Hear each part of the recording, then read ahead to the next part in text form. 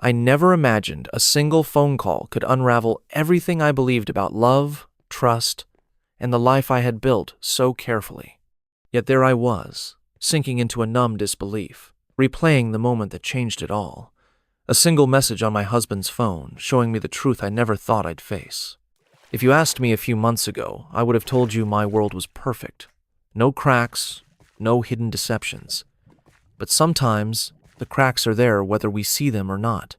I was Victoria, 31 years old, proudly juggling a dream job and a marriage that once felt like the greatest achievement of my life.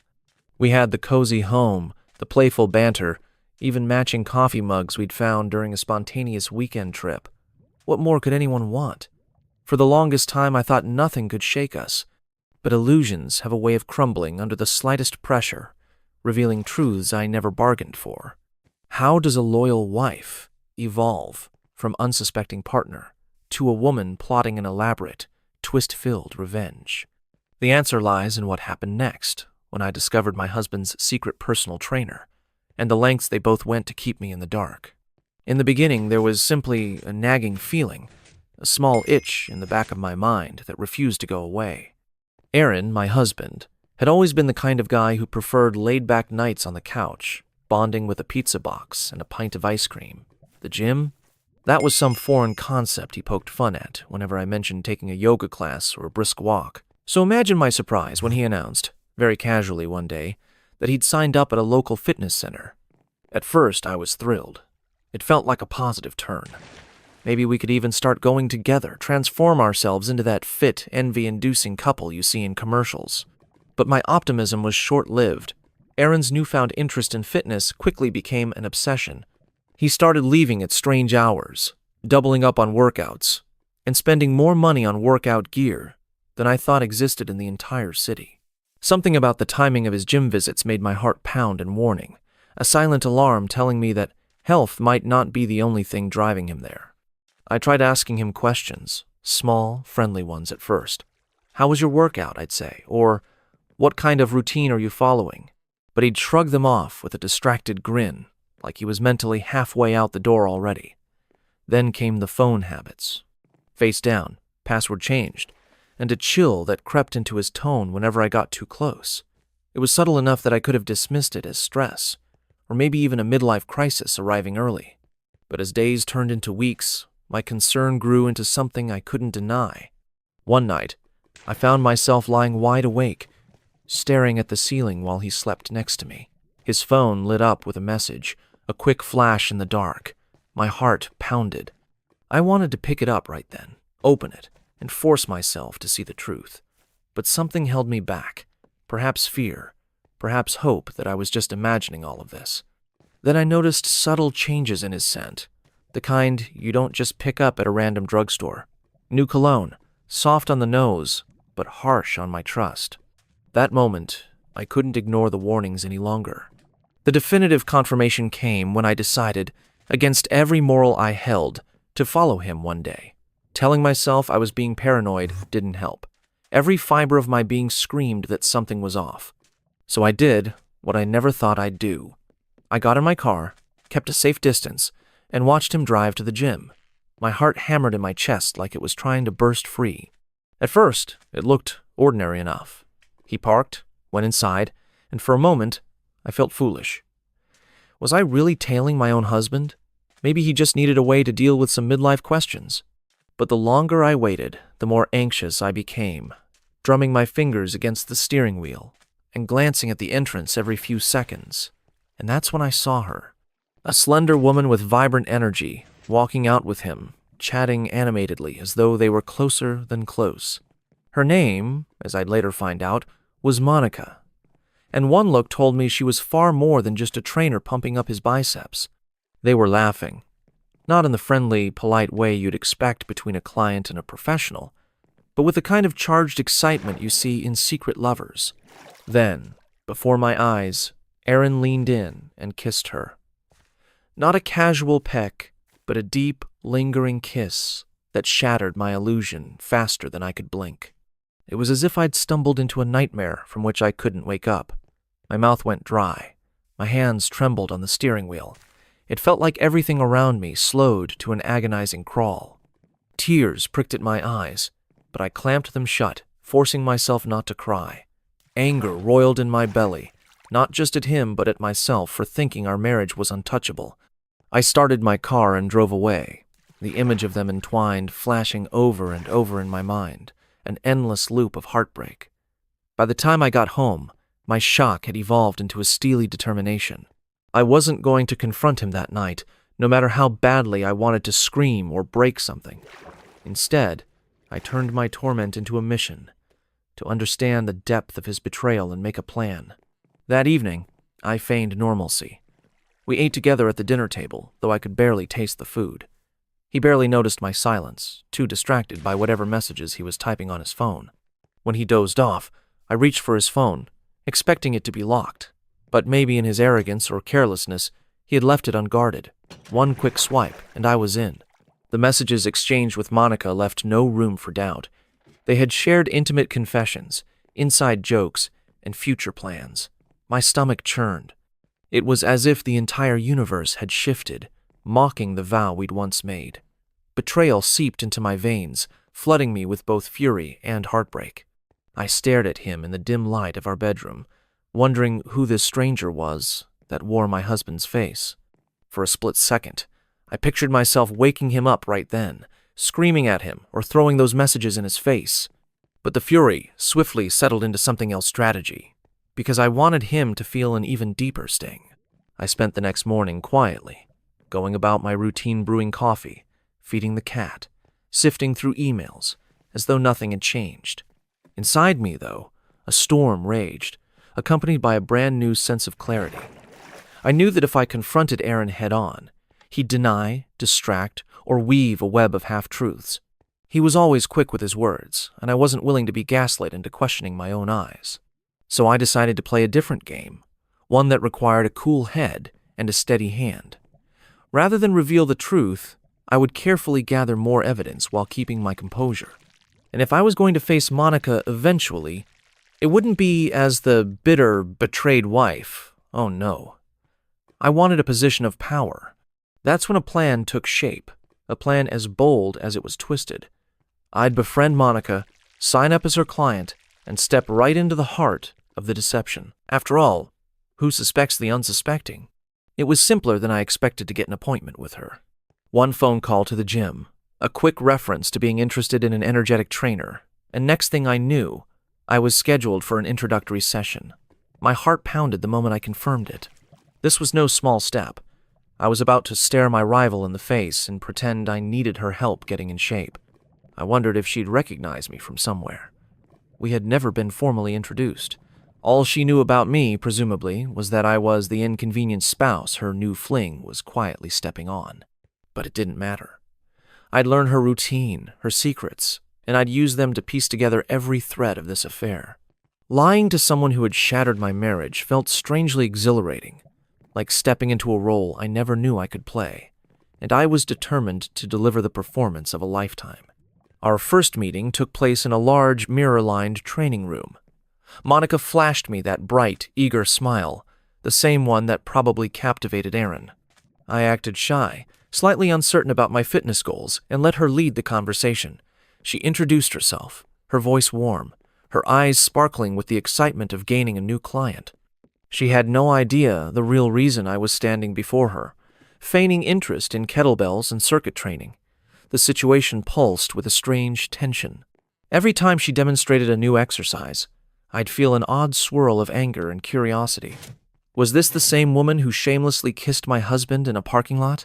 Yet there she was, acting like a normal, outgoing professional. Every time she laid a comforting hand on my shoulder, I secretly steeled my resolve. This was a woman who knowingly wrecked my home, or had she known all along? The more I learned, the more complex my motives grew. After that initial session, Monica and I began a weekly routine: squats, lunges, and the occasional post-workout coffee. She opened up about her life, sharing stories of tough childhood days, ex-partners who failed her, and a yearning to establish herself as the best trainer in the region. Part of me wanted to hate her outright, yet, to my astonishment, I found fragments of myself empathizing. She was kind to me, supportive, and in many ways the friend I never knew I needed. Behind the scenes, though, I kept track. I listened for any mention of Aaron, any slip of the tongue that might hint at their ongoing affair. It wasn't about pity or forgiveness for what they'd done. I simply needed to know everything before I made my move. Sometimes, it felt like I was two people at once. The new friend she was growing fond of, and the vengeful wife tallying every clue that would one day be her undoing. It was an uneasy truce, a masquerade of smiles hiding the slow burn of betrayal. And the deeper I went, the more twisted my plan became, because the lines between genuine understanding and manipulation blurred dangerously.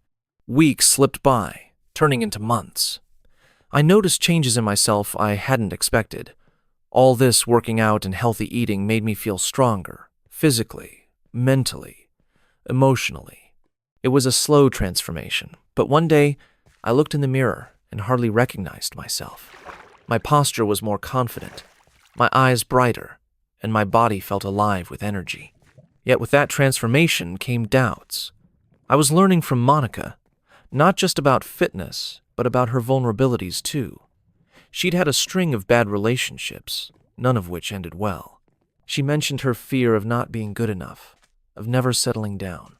And part of me questioned whether she'd begun this affair with Aaron out of desperation, a misguided search for security. There were moments late at night when I stared at the ceiling and wondered, was I turning into the villain of this story? Or was I simply reclaiming my dignity in a world that had taken advantage of my trust? Every time I felt a pang of guilt, I reminded myself of Aaron's betrayal. The vision of them kissing was like a brand seared into my mind. I'd recall the messages I read on his phone, the intimacy they shared behind my back. That forced me to remain steadfast. I was justified in seeking retribution, wasn't I? I was the one who got cheated on, lied to, humiliated. At the same time, something unexpected happened between Aaron and me at home. Instead of becoming more distant, he seemed to sense that I was slipping away, and he tried harder to show me affection. Suddenly, he was home earlier. He asked about my days with a sincerity I hadn't seen in a while. It was almost enough to make me think there was hope for us, if only I confronted him. But each time he tried to bridge the gap, a small voice inside me said, it was too late. Even if he ended things with Monica, the trust was gone, and I wasn't about to let him off that easily. Tension mounted in our home, though Aaron and I danced around each other with forced politeness. He had no clue I was training under Monica's guidance, blossoming in ways he never expected. Occasionally, he'd give me a curious look, noting the tone in my arms or the confidence in my stride.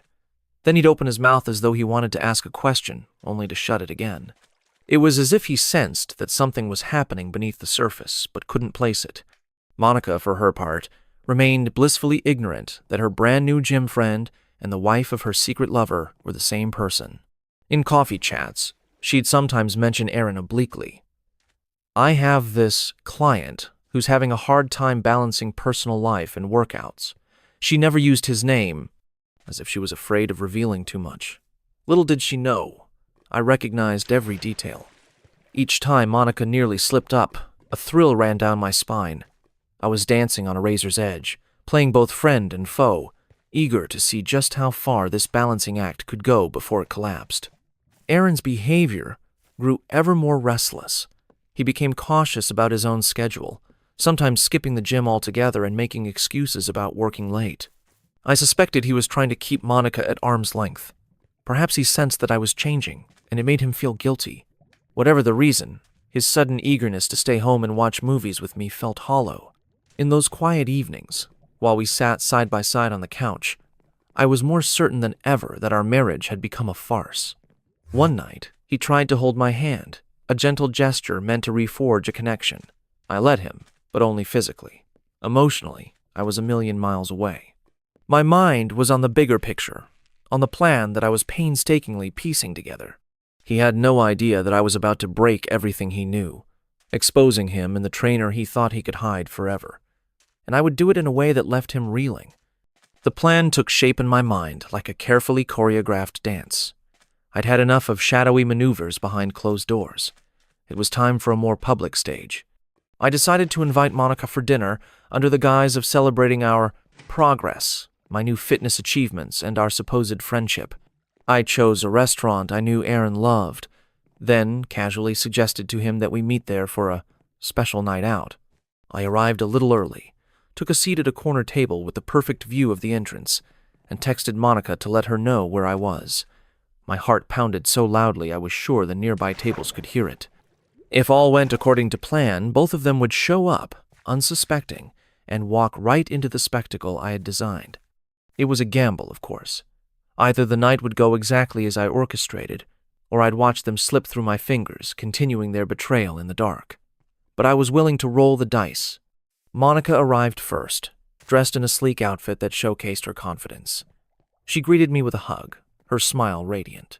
We ordered drinks, chatted about the workout plan for next week, and she even asked me about my personal life, in a friendly, almost sisterly manner. My responses were polite, measured, and carefully steered away from the real reason my heart hammered in my chest. Then the door opened. Aaron stepped in, scanning the restaurant. The instant he saw me sitting with Monica, his face drained of color. It was priceless, the dawning realization that his wife was cozied up to the woman he had been sneaking around with. Monica turned, following my gaze. For a split second, she looked utterly confused, like she couldn't reconcile why Aaron was here in the same place as her new friend. The hush that fell between us was electrifying, as if the entire world had paused for a breath. Then, in the flash of a moment, everything changed. Aaron approached the table, forcing a weak, trembling smile. "What's going on?" he croaked, glancing from me to Monica and back again. The tension was so thick, a single pin drop could have shattered the silence. By now, other diners had begun to notice the strange dynamic unfolding at our corner table. I stood up slowly, my chair scraping the floor in a sharp echo. "Oh, Aaron," I said in a voice dripping with an eerie calm. "I believe you already know Monica. She's my personal trainer and, fun fact, your personal trainer too." Monica stared at me, her eyes wide in horror as she processed the truth. Meanwhile, Aaron's eyes darted around, searching for an exit, an excuse, anything. His mouth opened, but no sound emerged. I could have ended the charade there, demanded he explain himself, or lashed out in anger. But that wasn't the finale I had spent months constructing. I wanted a bigger reveal, and I was just getting started. Taking a deep breath, I let the tension simmer among the three of us. Then I spoke again, this time loud enough that nearby tables quieted in curiosity. "Monica, I really must thank you," I said. "Because of you, I got motivated, got in shape, and found the confidence to see my marriage for what it really was." I paused, turning to Aaron. "A web of lies that I no longer wish to be part of." His voice finally broke free, trembling as he muttered, "Vic, please, let's not do this here." My heart hammered, adrenaline surging through me as I slammed my hand on the table, hard enough to jolt a few plates, but not enough to cause a scene that would get us kicked out. "Oh, we are doing this here," I replied, my tone unwavering. "You chose to parade around with your trainer, so now I choose to air out every piece of your dirty laundry in public."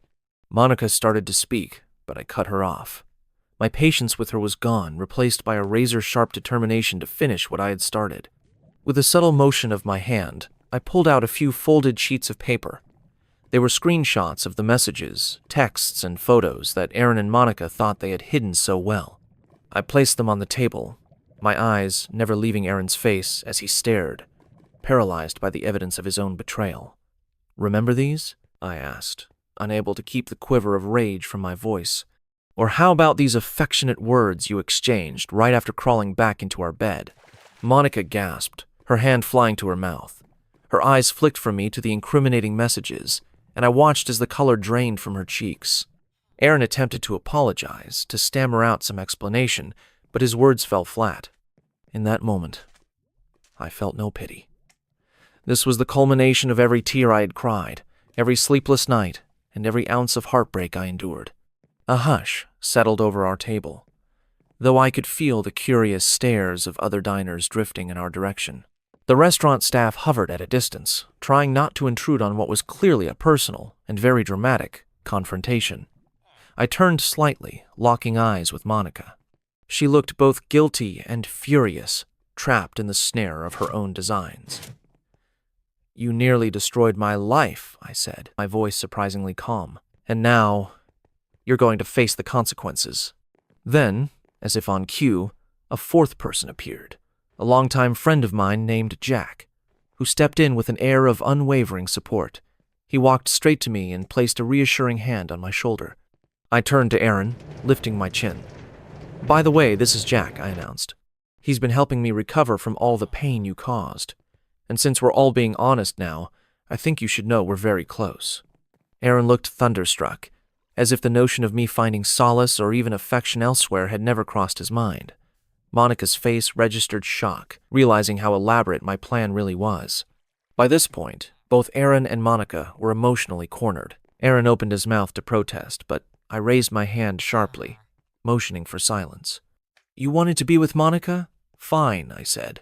"You can have all the free time in the world now because I'm filing for divorce." A strange calm overtook me, a sense of finality as I delivered the sentence I'd rehearsed in my mind so many times. There was a collective gasp from the onlookers.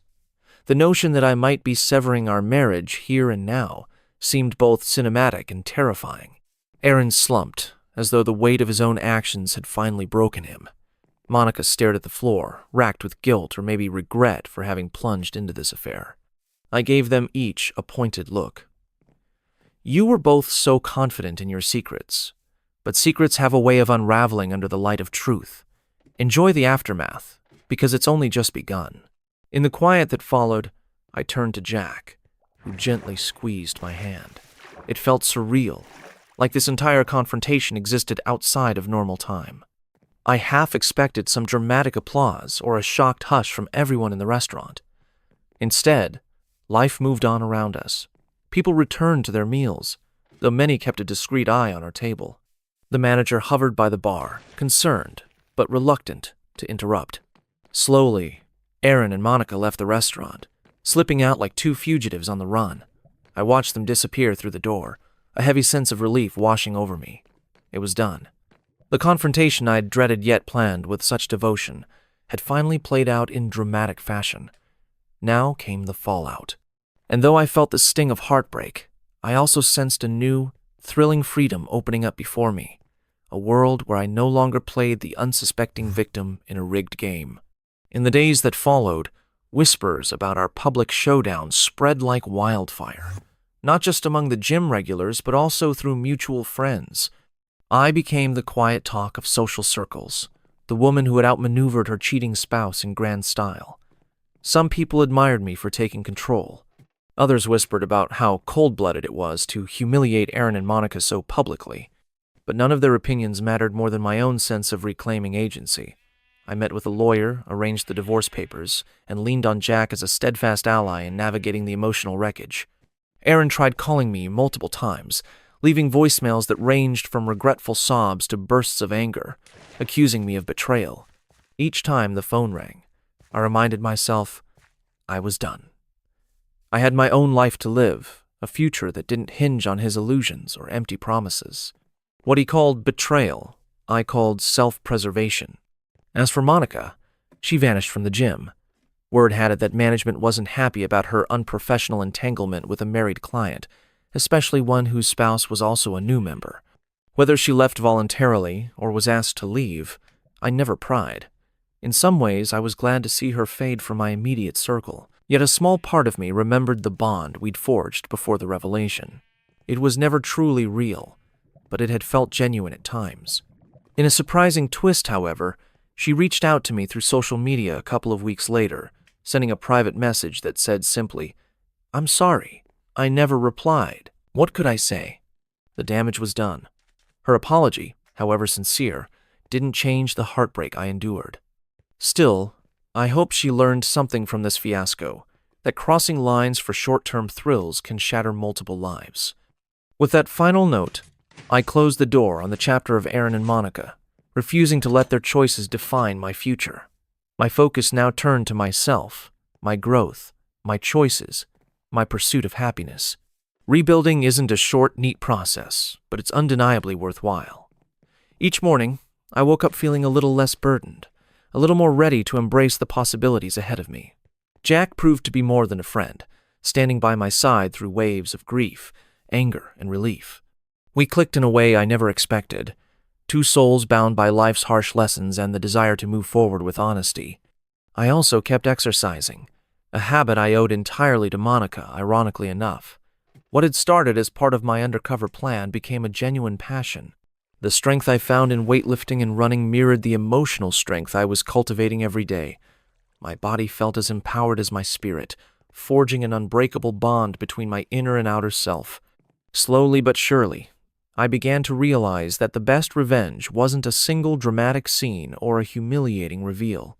True revenge was building a life so radiant that those who wronged me could only stand by and regret losing me. Eventually, the divorce was finalized. The prenup that Aaron and I had signed long ago worked in my favor. He had to pay a hefty price for his betrayals.